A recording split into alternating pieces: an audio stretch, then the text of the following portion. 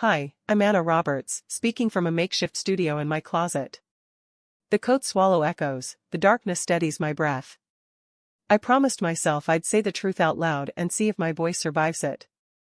People assume trust shatters in one dramatic betrayal, but mine leaked away drop by drop until one night the faucet went dry. I was 10, nose pressed to the front window, counting headlights that weren't my mother's.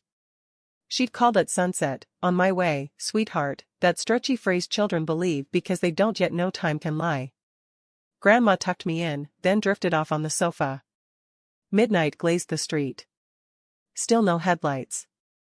I slipped to the kitchen and opened the fridge, letting the hum keep me company. On the top shelf rested the cake we'd baked together, marbled chocolate, my favorite.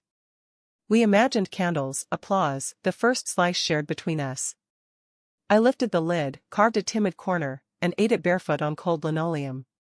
It tasted like sugar and concrete. At 2 a.m. the lock clicked. I didn't hide, I wanted her to see. Mom froze, mascara smudged, smelling like someone else's cigarettes. "Anna, you should be asleep."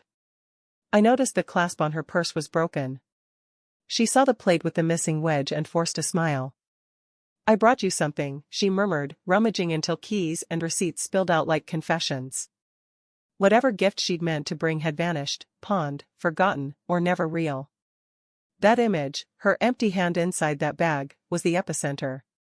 Divorce, schoolyard rumors, later breakups, all aftershocks. I nodded, walked past her, and carried the cake to my room, frosting striping my wrists like accidental war paint. I carried that lesson into adolescence like a pocketknife, hidden and ready. When friends passed notebooks filled with whispered crushes and sworn secrets, mine stayed blank. I'd mastered being present without letting anyone inside. In college I kept a toothbrush in my backpack, never in another person's bathroom, convinced roots were liabilities. A boyfriend once asked why my shoulders stiffened whenever plans changed. I laughed, but inside I was 10, scanning the road for headlights that never arrived. Since then I've practiced polite distance, smiling, nodding, listening twice as hard as I speak.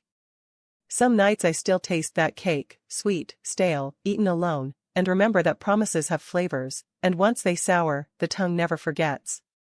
Maybe that's why I'm whispering tonight, to test whether honesty, once spoken, can cleanse the palate. I'm trying.